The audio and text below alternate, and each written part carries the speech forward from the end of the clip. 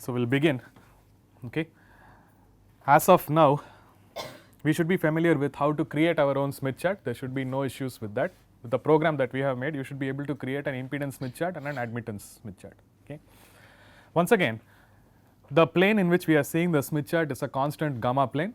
All right. The x axis is the real part of gamma, which is the reflection coefficient. Y axis is the imaginary part of gamma. Okay. And on the right hand side, gamma is going to be equal to plus 1. All right. If you see the coordinate axis, gamma is going to be equal to plus 1, corresponding to the entire voltage being reflected back, okay, from the load side. And the left hand side is gamma equal to minus 1. From the analytical case, we already know that this corresponds to a short circuit condition. So, what we had done was we had taken different values of R and X, okay, for the load resistance or the load impedance, and by fixing X to be constant, we varied R, and by fixing R to be constant, we varied X. Okay. When we fixed R to be equal to 0 and we varied X going from fully capacitive to fully inductive, we ended up getting this circle. Okay. Okay. R equal to 0 corresponds to the outermost circle of the Smith chart. Okay. Along this circle, you are just varying the imaginary part of the impedance. Okay. And then as you started changing R to say 0.5, 1, etc. So, R equal to 1 corresponds to the circle that passes through the middle of the Smith chart. The middle of the Smith chart is a specific point that is very interesting because the reflection coefficient is equal to 0. Okay. So, in most of the problems involving impedance matching, the goal is to navigate the Smith chart and arrive at the center of the Smith chart. Okay. So, this particular curve is R equal to 1 and the X changes from some minus 500 to plus 500 in our code, and we ended up getting this circle. So, these circles which are going from the outer side to the right hand side and reducing in radius are known as constant resistance circle. In each of these circles, the value of R is fixed and X is being varied. Okay. So, these are known as constant resistance circles. So, given an arbitrary load impedance of the form say 1 minus J2, suppose this is your ZL normalized, okay, with respect to your, then the procedure for finding this particular load on the Smith chart is to take the real part, find the circle which corresponds to R equal to 1. In this case, R equal to 1 is the circle that passes through the center of the Smith chart, the yellow curve here, all right, and then go for the constant reactance circle with X equal to minus 2.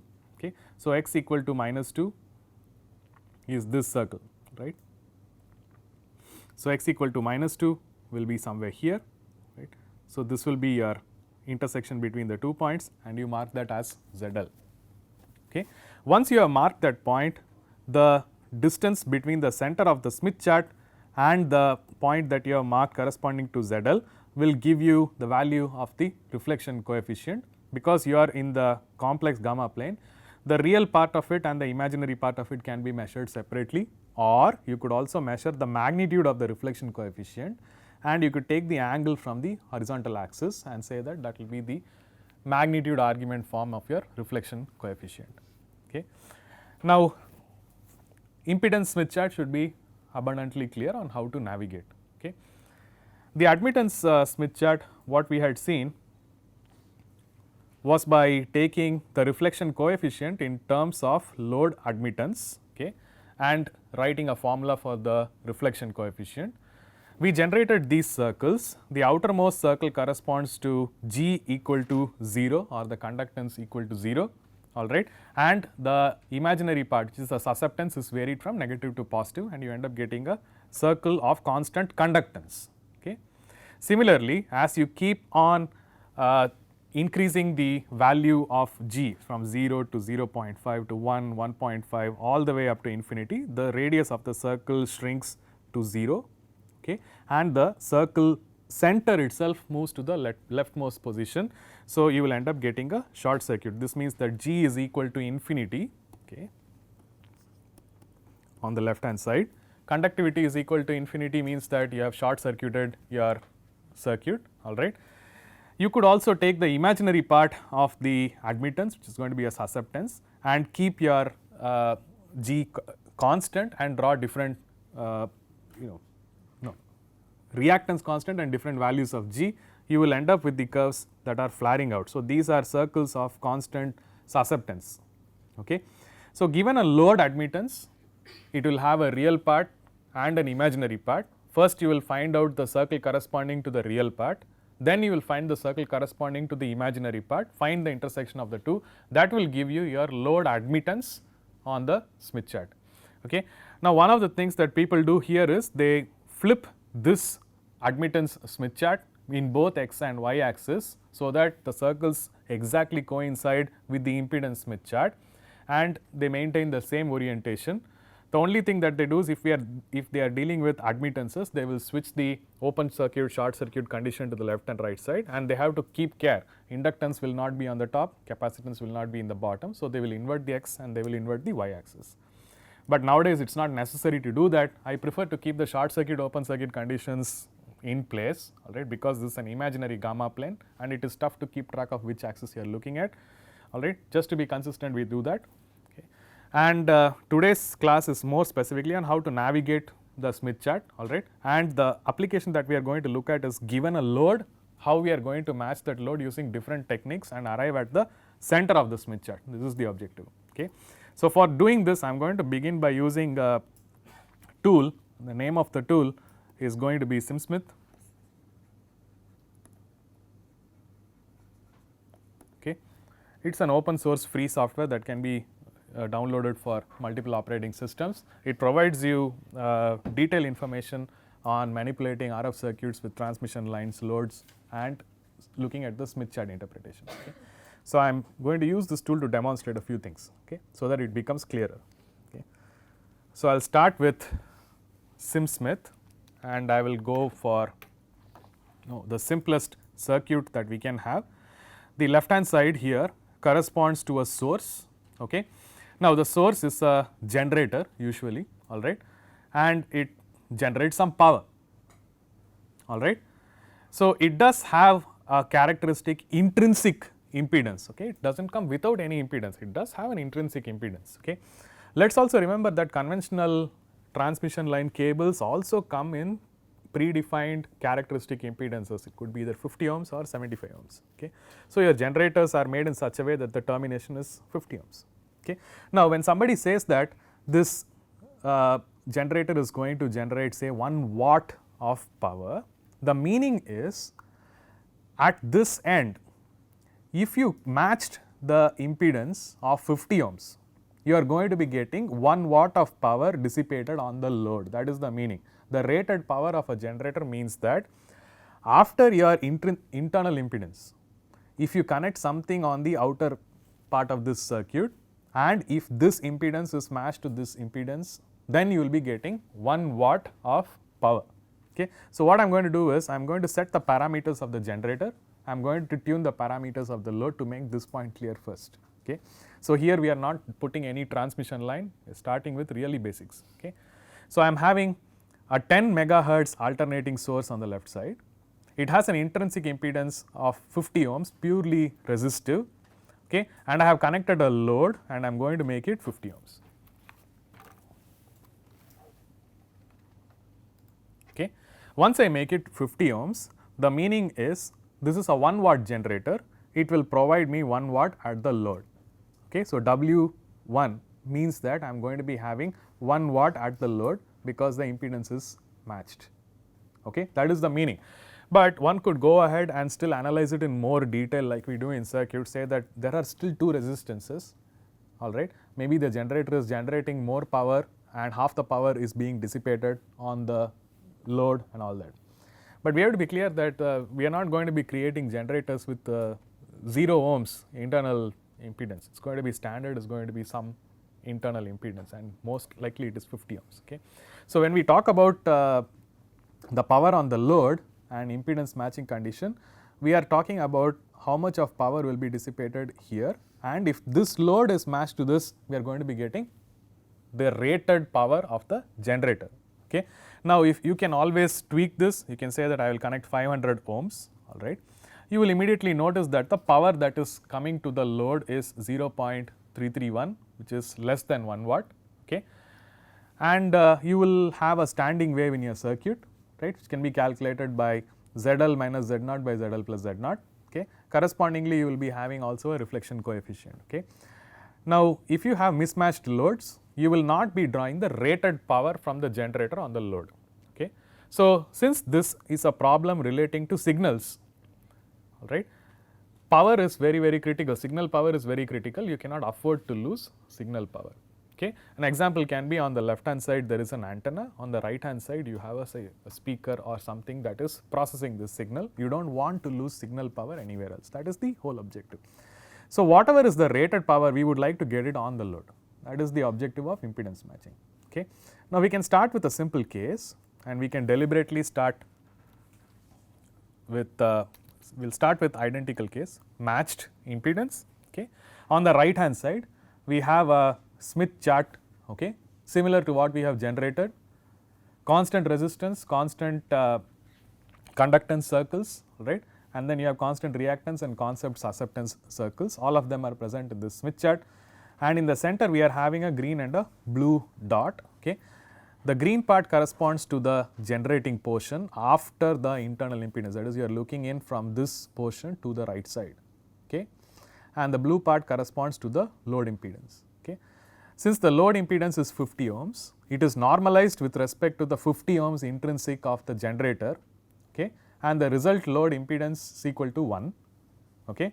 Now, you have to look for the intersection of resistance equal to 1, which is the circle passing through the center, reactance equal to 0. That means, you will mark the load resistance at the center. That is what has happened over here. Okay. Now, we can make this slightly different, say 25 ohms at the load. Now, we notice that the representation of the load impedance has moved to the left hand side of this Smith chart. In this Smith chart, the normalizing resistance Z0 that we are using is 50 ohms, okay, which is the intrinsic impedance of the generator itself. Okay. So, with respect to this, the load resistance is half, which means that you have navigated to the left of the Smith chart. Okay. So, your load impedance representation is over here, okay, and one can also look at the standing wave ratio, it is 2. So, you can say that it is 25 minus 50 divided by 25 plus 50, okay, and you can find out that the standing wave ratio is going to be 2. Okay. Okay, so 25 minus 50 by 25 plus 50 will give you gamma. Okay, then you have to do 1 plus gamma by 1 minus gamma to get the standing wave ratio, and that is going to be equal to 2. So, I will just draw a standing wave, constant standing wave ratio circle. So, what has happened is in the Smith chart, if you draw a concentric circle with respect to the axis of gamma plane, right, you are going to be ending up with a circle that gives you constant voltage standing wave ratio. All along these points, the magnitude of gamma is identical. So, 1 plus mod gamma divided by 1 minus mod gamma is identical throughout the circle. So, if your load impedance is moving around this circle, your circuit will experience the same standing wave ratio. Okay.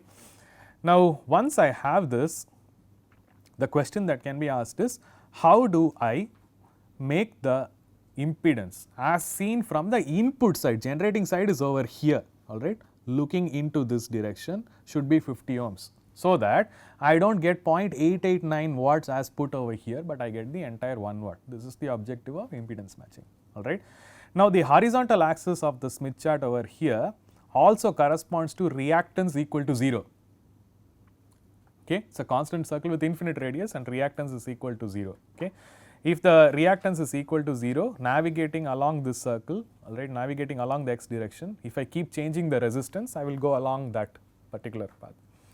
So, I can say that a solution to match the impedance can be to simply to add a series resistor in between like this and make the value of that resistor to be 25 ohms, so that a combination of 25 and 25 will add up together to produce 50 ohms, and when looked from the generating side, it looks like it is 50 ohms. So, it is impedance matched, all right, and you will immediately notice that the point in the Smith chart has moved to the center. Okay. So, the blue part is the load, okay, normalized with the 50 ohms, which is where it was originally before we added another resistance. The resistance is the green part, this graph is very interactive. It shows that because you added a green color part, it moved from the load to this point as seen by the generator. Generator is pink color corresponding to the pink color in the circuit.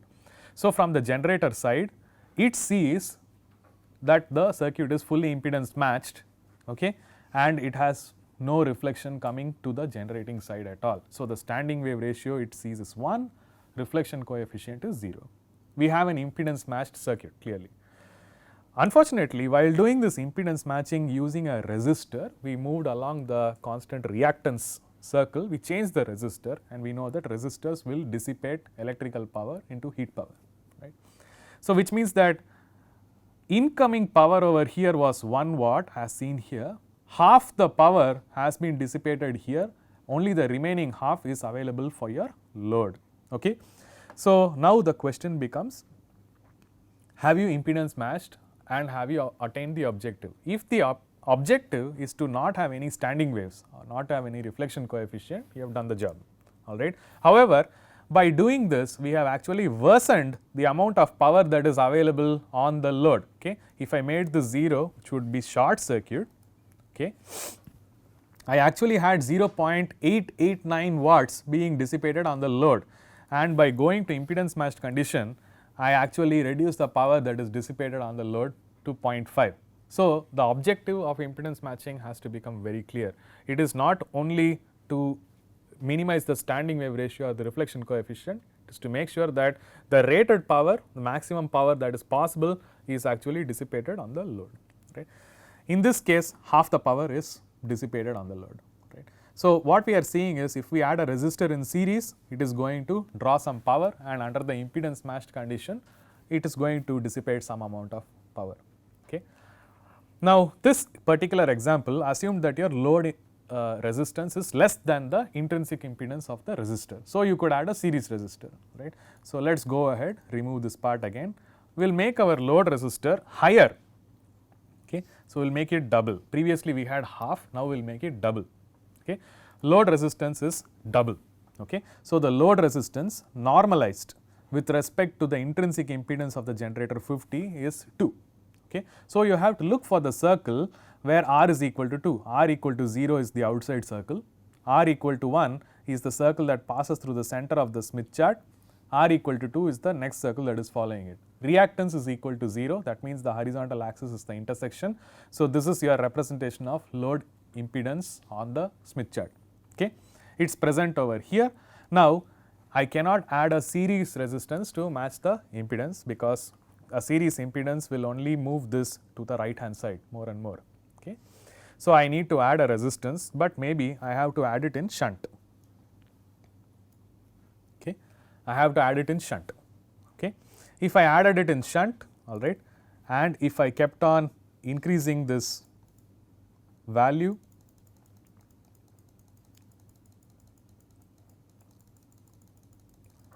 if the resistance in the shunt path approaches infinity, that particular arm will become an open circuit. Okay. So, entire current will flow only through the load, and you will not be moving the resistance seen by the generator part. So, you need to know you need to adjust the values, okay, and as you start reducing the amount of shunt, okay, it will go all the way to the left hand side of your Smith chart. Okay. If the conductive path here is having negligible resistance, almost no current will flow through the load. Okay. That means that you would have short circuited, and the representation that is seen by the generating side here is a parallel combination of a short circuit and a load, which is short circuit. So, the reflection coefficient goes to -1. Okay. So, in order to match it, I need to find the correct value of resistance to put. So, I keep increasing the value of resistance till I reach the center of the Smith chart. Okay.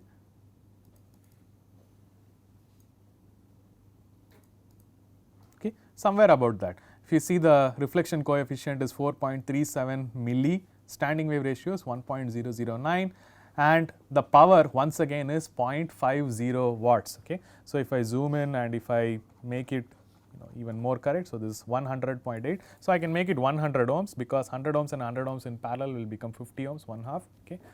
So, I will make that. Okay. So, now what happens is the circuit is impedance matched, standing wave ratio is only 1, reflection coefficient is 0, but I still have only 0.5 watts at the load. Okay. So, once again, by adding a resistor, you moved in the line of constant reactance. In this case, the reactance is 0, so you moved, but adding a resistor comes with a penalty in terms of the power that you can get at the load end. Okay. So, now the question can be, can we take a purely resistive load and make it appear at the center of the Smith chart as seen by the generator, but have all the power dissipated at the load? Okay. So, this means that we cannot use resistors, then we are left with two other options. Okay. We can either do, so I will go back to 25 ohms. Okay. We can do two things. We can add say inductors and capacitors and try to understand the meaning of the two. Okay. So, the first thing I will do is try to add a series capacitance. Okay. So, this is the load representation on the Smith chart. Once you add the capacitance moves the load as seen by the generator in the negative direction, because it is minus jXc, right. So, it is going to move it to the negative direction and your reflection coefficient is going to change. So, this is the impedance as seen by the generator. This is going to be your load impedance actually before adding the capacitor. So, the green part is the capacitor, it moves it along this side and the generator sees this part. Okay. Now, I understand that if I keep on changing the value of the capacitance, all right, I am increasing the value of capacitance to be very, very large. If the capacitance becomes very large over here, right, you are approaching the reactance part to be approaching to infinity, right. No, capacitance is very large, then you are making it actually a short circuit, all right. So, that means you will see the effect of only the load, and so the point converges to the original load impedance. So, again we can make a change to decrease the capacitance. Okay. It traverses along the point of constant resistance. Okay. 25 ohms corresponds to R equal to 2, all right, and you are changing the capacitance, it sweeps the same place in this, same circle and reaches all the way to the right hand side point. Okay. So, adding a series capacitance, you can do some level of thing, you can go in the half plane below and you can go along a constant resistance path. Okay. Another thing that one can do is they can add a capacitance in parallel instead of series, right. Once you add in parallel, you will be able to go along constant conductance path. Okay. So, if you keep going this way, the negative half, you will reach the other side. So, with the capacitor, you will be able to go either this way or you will be able to go this way, depending on whether you connect it in series or in shunt. Okay. Now, in order to reach the point in the middle, one of the most important things is we have to come from the load, we have to say come down. If you are going to add a parallel or a series capacitor, you will be coming down on the negative half plane and you will have to intersect one of the circles which goes through the middle of the Smith chart. The goal is always to come to the middle of the Smith chart, and there are two circles which are intersecting corresponding to R equal to 0 or G equal to 0. Both of them pass through the center of the Smith chart. On top of that, X also is equal to 0, the horizontal axis. Okay. So, you have to arrive here. So, you have to reach one of these 2 points and arrive at X equal to 0. This is going to be the objective. So, we can also see what the inductor does. A series inductor will move the point to the top half plane. As you keep increasing the inductance value, it will go towards the right hand side, all right, as seen by the generator. And if you make this a parallel inductor, right, okay, you can go to the left hand side. Okay. So, these are the combinations possible, and one can go ahead and try to do the impedance matching without using a resistor. Okay, and we can see the consequence. Now, what we will do is we are having a parallel inductor already moving in this direction, all right, and we can always connect a series capacitance. Okay, we could do that. So, the green part here is the capacitance connected to the load. side, okay, and this pink part is corresponding to the inductance that you have connected over here. And if you are able to adjust the two parameters, you will be able to arrive at the center. Okay. So, what we can do is we can start manipulating things, all right. So, I can start increasing the inductance.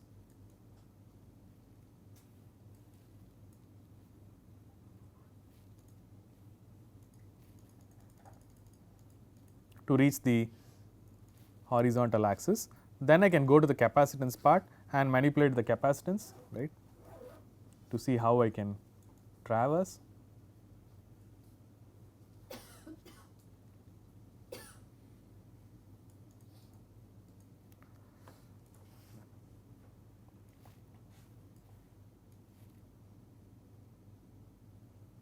Okay, there we go. It's approximately,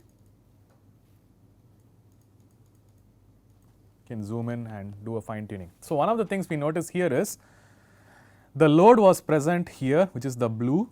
Okay. To the load you have connected a series capacitor which pushes it to the negative half, okay, and it comes and it actually intersects G equal to 1 circle first. Okay. You are hitting the G equal to 1 circle. Once you have done that, you are adding an inductor to go above, and then you are hitting this center of the Smith chart where the reflection coefficient is equal to 0, all right. And if you check the power that is available at the load, since L and C do not consume any power, you are having 1 watt, which is the rated power of the generator, appearing across the load. Okay. Now, this is not the only way. You could also do this in multiple ways. For example, you could always have, so let us say, could have a capacitor and an inductor like this, all right. So, previously we had a capacitor connected to the load in parallel. You could always replace that with a series inductor, all right. So, the first point where you will travel, before you are traveling downwards hitting the G equal to 1 curve, but since you have connected an inductor, you will be traveling upwards, and the goal can be to meet this circle once again and then traverse down to the center. Okay. So, we can adjust the value of the inductor .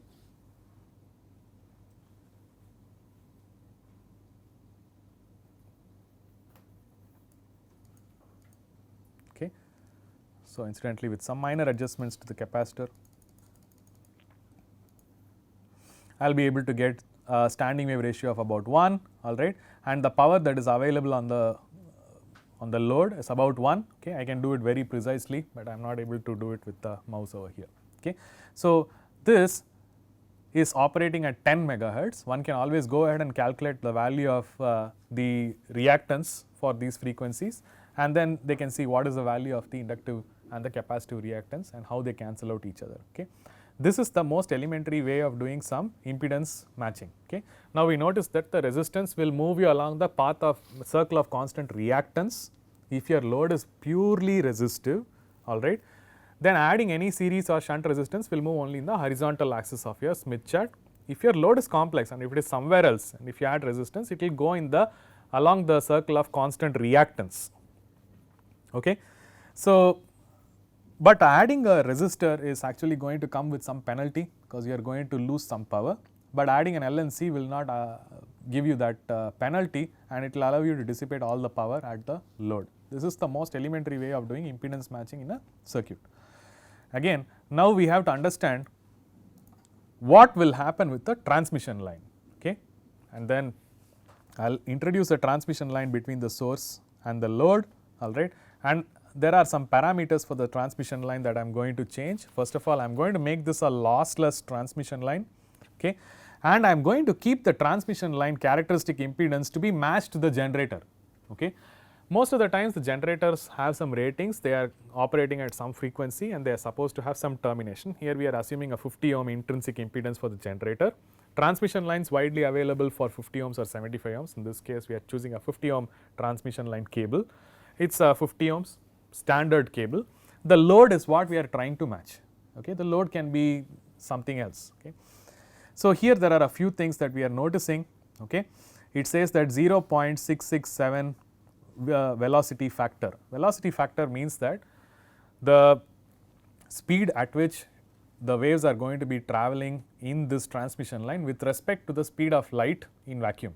So, assuming that the speed of light in vacuum is 3 times 10 to the power 8 meters per second, okay, 0.6667 means that the velocity will be 2 times 10 to the power 8 meters per second. So, in this transmission line 1 by square root LC will correspond to 2 times 10 to the power 8 meter per second, okay, which is almost practical. I mean, that's how that's the velocity of a signal in a transmission line. Now, one of the things that we noticed is the load is present here connected to a transmission line. The transmission line moves the impedance point from the axis over here to 90 degrees above like this. The angle of phase that the transmission line is providing is only 45 degrees. Okay. So, the transmission line is providing only 45 degrees phase, but it is moving the impedance seen alright by, I mean the angle of your reflection coefficient is going by 90 degrees, alright. It is simply because we know the formula for the reflection coefficient, it has gamma at load e to the j 2 beta L. Okay. So, beta L, if it changes by 45 degrees, the angle of the reflection coefficient will change twice of that. So, for that reason, alright, there can be some confusion when you are reading the Smith chart. If you traverse around the Smith chart, okay, alright. So, if I go for 90 degrees to be the phase provided by the transmission line, I will reach the diametrically opposite point in reflection coefficient 180 degrees change. Okay. So, the entire Smith chart can be traversed with 180 degree phase shift of your transmission line. It will form an entire full circle. Okay. So, this is one thing that we have to register in the mind. The second thing is, now we have gone over the transmission line, alright, and we have provided a 180 degree phase shift to the signal, but you have reached the same point on the Smith chart. Okay. 180 degrees corresponds to lambda divided by 2, okay, which means that in a transmission line, as the length changes, the impedance will repeat itself after every 180 degrees or lambda divided by 2, okay, which is consistent with what we had seen before. Okay. So, we had short circuit and open circuit bound, terminations for the transmission line, and we saw that at every lambda over 2 there will be a zero crossing in your impedance in the length of the transmission line. So, every lambda over 2 the transmission line parameters will again start to match in a lossless case. Okay. So, the actual length of the transmission line really does not matter, only the electrical length matters. Electrical length is beta L, beta is your phase constant multiplied by L. So, it has to sweep a 2 pi. Okay. So, a transmission line does something very different from L and C individually, right. It has a tendency to move around the circle of constant VSWR. Previously, you were either moving in a constant circle of resistance, conductance, reactance or susceptance. A transmission line will move along the circle of constant VSWR. This means that whatever be the length of the transmission line that you are going to be choosing, okay, the VSWR seen in the transmission line is going to be the same, okay, but the impedance that is seen could be different, the length depending on the length of the transmission line. So, if you have a length that is like this, your generator will be seeing impedance at this point, alright, instead of your load impedance is here, but the generator sees a diametrically opposite impedance connected to it, right. So, one of the things that we see is for a purely resistive load, okay, in order to reach the intersection with the same line again, alright. So, here it is purely resistive load, x is equal to 0, and if I use a transmission line just with 90 degree phase shift, okay, 90 degree phase shift, I reach the horizontal axis again, alright. Now, I would like to bring this load as seen by the generator to the center of the Smith chart. I cannot adjust the length anymore, I will have to adjust some other parameter, okay. The some other parameter can be the characteristic impedance of the transmission line itself. So, I can start say increasing and seeing what happens. So, it goes further away. So, that is not the correct direction, and I can start decreasing the characteristic impedance, and I will notice that it stays on the line, it stays on the horizontal line, but it keeps going towards the center of the Smith chart. Okay. Now I have matched. Okay.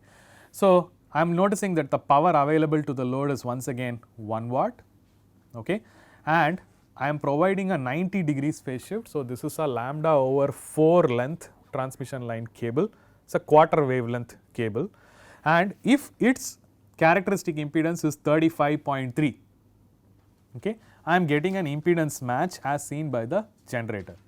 Okay. We can make a quick calculation for this. We can take the impedance which we are using for normalizing, or the intrinsic impedance of the generator, which is 50 ohms, okay, and we can take the load that we are trying to match, which is 25 ohms, okay, and take a square root of this.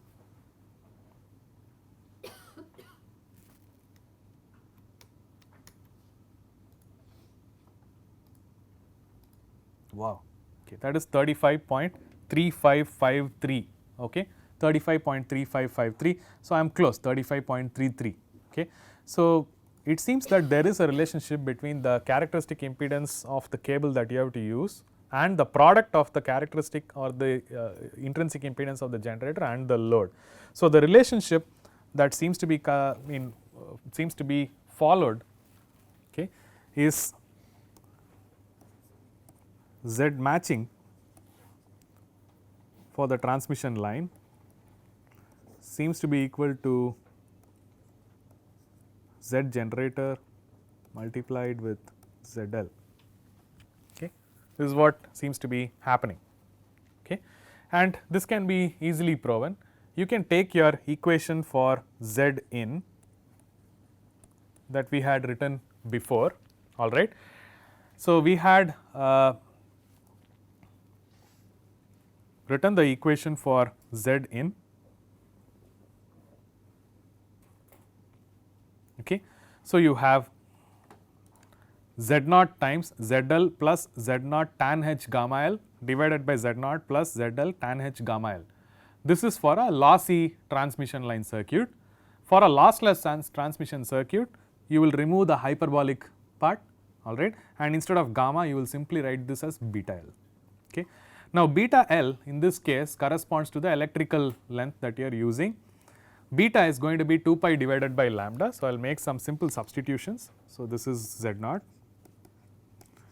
multiplied by ZL plus Z naught tan 2 pi divided by lambda is the phase constant times L. L is here lambda over 4, okay, divided by Z naught plus ZL tan 2 pi by lambda by 4. Was it? Oh, J tan beta, sorry. Okay. Technically, it does not matter whether you have J or not, because the tan pi by 2 it becomes, so sin pi by 2 divided by cos pi by 2. So, that is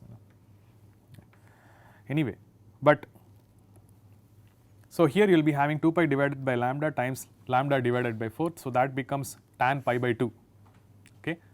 Tan pi by 2 is infinity, all right. So, this is not going to be easy to do it in this way. That means that we have to normalize with respect to this term. So, we can divide the numerator and the denominator with some tan pi by 2 and we can see what happens, all right. So, Z naught will just become, here this term will become 0 plus J times Z naught divided by 0 plus J times ZL, okay. So, I can cross these two off, right. I have Z naught square divided by ZL is equal to the Z input, right, which implies that the Z naught is going to be equal to square root of ZL Z in. In our case, Z in is nothing but the impedance as seen by the generator, okay. So, it seems to be following the geometric mean, okay. So, which is what we have arrived at using a Smith chart, okay. So, the approach that we have taken is that of a quarter wavelength transformer. This is commonly known as quarter wavelength transformer. I will go back to this diagram. You will have a 90-degree phase producing transmission line of a characteristic impedance, which is the geometric mean of this input impedance here and your load impedance, and then that is going to produce impedance matching. Remember that we have taken lossless conditions. So, we are starting with the horizontal axis and ending at the horizontal axis also. Okay. So, this is a straightforward case, but what are the merits and demerits? Merit is okay, it provides me with all the power at the load. The demerit is it is not easy for you to go and buy a cable which has 35.33 ohms characteristic impedance. So, it is good to understand that it can be done, but a practical approach is just connecting L and C at your load and actually trying to match what is going to happen. Okay. Are there any other ways to do this? Yes, there are multiple ways of doing this, but before going there, let us also see some more details, okay, as to what the cases can be. Okay. So, first what I am going to do is, for now I have assumed the load to be real. Okay. I am just going to make this load to be having a real and an imaginary part, and then I am going to work backwards as to what all I can do. Okay. So, I am going to be taking a load which is say 35 minus J 47.5, and I am going to get rid of the transmission line first. I am going to start with the conventional approach and then the transmission line based approach. Okay. Now, the load impedance is not on the horizontal axis. Okay. It is not on the horizontal axis. That means that it is clear that you have to do some reactance manipulation also. Okay. You will need to add some passive components and you will have to add some reactive components. The resistor will get you along the circle, alright, but you will still need to get here. Going up the here needs some L and C. Okay. So, what we could do is we could start with say series capacitor, say we put some parallel inductor and see what happens, right. This is the load. Adding the inductor in parallel moved along the conductance circle upwards, and adding the capacitor in series made you go along the constant resistance circle downwards. Okay. This was not intentional, I just plugged in, it seemed to happen, but since it is happening I am going to manipulate it, alright. So, I am going to start with just playing with the inductance values. I already matched.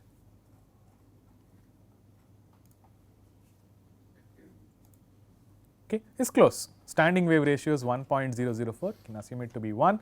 Reflection coefficient is 2.24 milli, this is almost no reflection, and the power available at the load is 0.988, can take this to be 1 watt. I have matched a load which is not resistive using only L and C. Okay. This is one way of doing it, alright. You could also think of doing this in other ways, alright. The other ways, one of them will involve say simple transmission line approach. Okay. So, I am going to remove these two components. Okay. Now, I know that I can impedance match with L and C, there is no issue. Now, I want to understand what a transmission line will do over here, alright. Remember that just like your generator, the transmission line has a characteristic impedance of 50 ohms. Okay, which is practically procurable, right. But let us say that since we have done quarter wavelength matching before for a purely resistive load, what happens when the load is complex? Is it possible to still match with the transmission line? This is the question. Okay. Let us have a look at it first and then see whether it is possible to match or not. All I am going to do is I am going to change the length and I am going to change the value of Z to see whether I am able to arrive at the center of this Smith chart. Okay. So, I am going to do this, okay, I am getting away from the center. So, I am going to go the other way and see how close to the center I can get with this. Okay, I am able to get towards the center, but I am not able to go down, alright. To go down, I know that I will see what happens. Okay, getting there.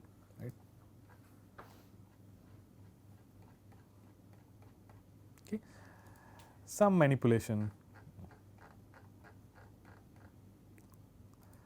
Clearly looks like it is not going to be easy to do this. Okay. It is not going to be easy to do this, that is what I am saying. all right. In some loads it may be possible to do it, but it is not going to be easy to do this, all right, because there are two parameters. First you have to figure out the length, and then you have to figure out the characteristic impedance, and you are having a real characteristic impedance that is transformed to some part, and then it has to be matched to the load and then create a impedance of 50 ohms.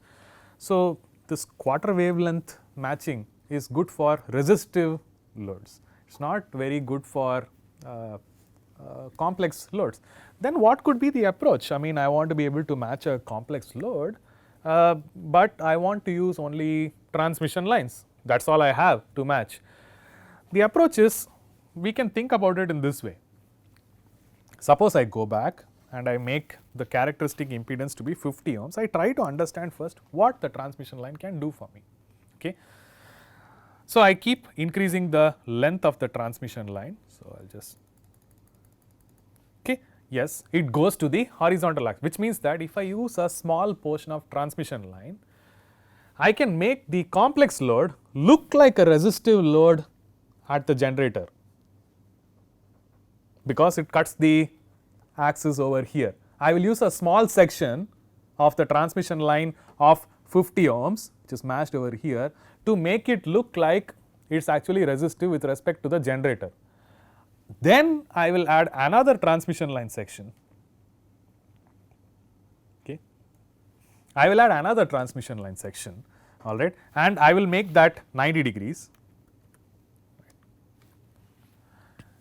And then I will manipulate the characteristic impedance. Oops, I am in the wrong path. No, this has to be in this way. Okay. I will make it 90 degrees and then I will keep adjusting this.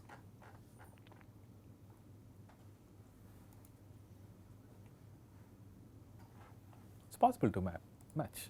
Okay. Suppose you want to use a quarter wavelength transformer like this, you will have to bring the complex impedance, load impedance, to the real axis first. You can use a transmission line to do that. Okay. A transmission line will take you around in circles of constant VSWR, and the constant VSWR circle cuts the x-axis two places, all right. So you can use either of them, and then you can use a quarter wavelength transformer after that to match. Okay. So a complex load can also be matched with the quarter wavelength transformer, provided you figured out that the complex load can be made to look resistive first with respect to the generator, then you use a quarter wavelength transformer to match.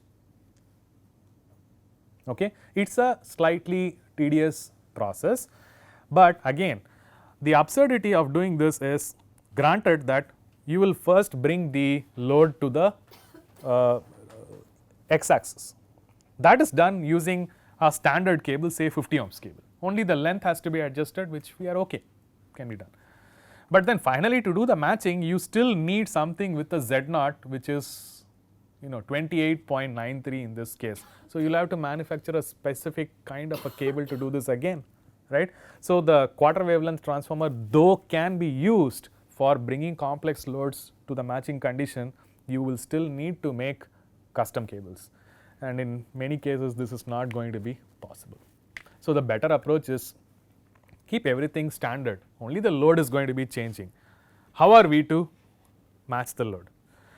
There are two techniques, or there are multiple techniques actually to do it, all right. With the transmission lines itself, people use what is known as a single stub technique and a double stub technique. Even within single stub they have open stub or shorted stub, all right. Some people call it series stub or shunt stub. Okay. So you have then the double stub technique. Okay. Now what I will do is, I will not go over the technique in great detail, but I am going to show you how it works, all right, and probably you can also start approaching impedance matching problems in this manner if you are going to make some hands-on experiments. This is what a person would actually do, right. So I am going to first remove the abnormal portions of the I am going to remove both these transmission line sections. Okay. I am going to add a transmission line first. Okay. Now this transmission line connected to the generator, I want to make it look, it's like long, it's like a long transmission line. So source is present somewhere, the load is present somewhere else. It's quite a long transmission line. 45 degrees seems really small, so I want to be sure that it's a fair enough transmission line. So it's 2.4 meters. Let's say I want it 30 meters, which is realistic. Okay, so let's say that I want to make this 30 meters. Now, one of the things that I noticed when I did this by default is, instead of cutting the same circle again and again, it is spiraling inwards. In this case, the spiraling inwards is happening because of the loss in the transmission line. The transmission line is lossy, and if it is lossy, okay, in the Smith chart, with every 360 degrees you are going to keep spiraling inward, inward, inward, etc. Alright, and finally you will reach the center.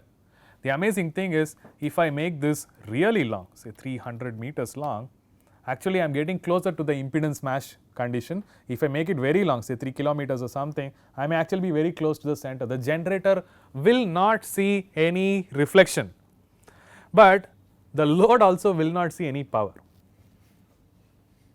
Okay?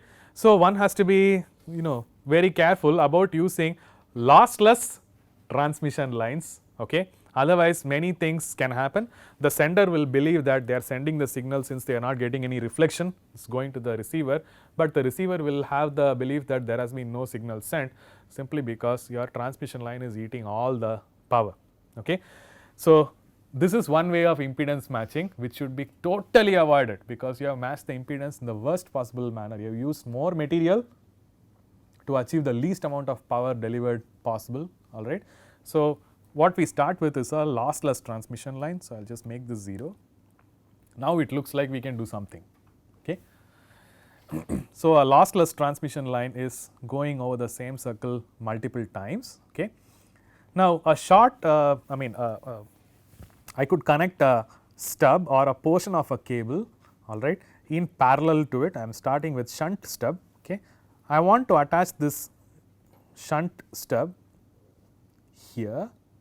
Okay. The manner in which it is connected looks like it is directly in connection with the load. There are two parameters that we will have to work out in this shunt stub. The first parameter is how far away should it be from the load, and the second is how long this cable which is shorted itself should be. These are the two parameters. Okay. So, it is possible to match. I will show you in a minute how to match. Okay. But the two unknowns in this kind of single stub matching is the length of this stub itself and the distance from the load where this stub has to be inserted. But the good thing is, we are using only standard components. So, 50 ohms resist characteristic impedance for all the components, that is the advantage. So, if I have to control the distance from this, what I will do is, I will put another transmission line at the end like this to clearly signify that from the load there is a distance of an ordinary transmission line, and at that distance I have a shorted shunt stub. After that there is a very long cable. So, towards the load end I am measuring from the load some distance, standard cable, and then I am having a parallel shunt stub, okay, and then I am having a very long cable to the left side. This is the setup. Now, we have to just manipulate two things. We know that only two things are present. One is the length at which you have to insert the stub, length of the stub itself, all right. So, you can start with this particular case, all right, and then you can start playing with the length. You can increase or you can decrease. So, I will just see, you can do this. So, what we are aiming for is red color corresponds to generator now. So, suppose we have added more components, red color corresponds to generator. This red point has to come closer to the center of the Smith chart. Whatever allows you to do that, you can do it. So, I am starting first with this part. Okay. I am going to be changing the length of it. Okay. I get closer to the center, I keep getting closer and closer and closer and closer, and then it starts going away. So, I will just get to the point where it was close to the G equal to 1 circle. I will stop there. Then I will get to the short circuit stub, and I can manipulate its length, that is all, right. So, I will just see whether I can increase or, so if I increase the length of this, it gets away, the red color point is getting away from the center. If I keep decreasing,